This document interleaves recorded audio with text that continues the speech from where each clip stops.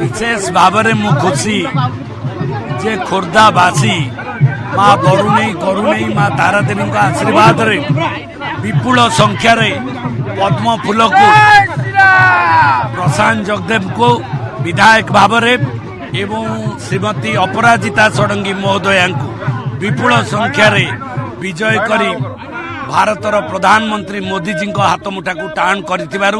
खोर्धार समस्त जनसाधारण को प्रथमे मु कृतज्ञता जनाऊँगी विनम्र सह प्रणाम जनाऊँगी एवं सेमानंकु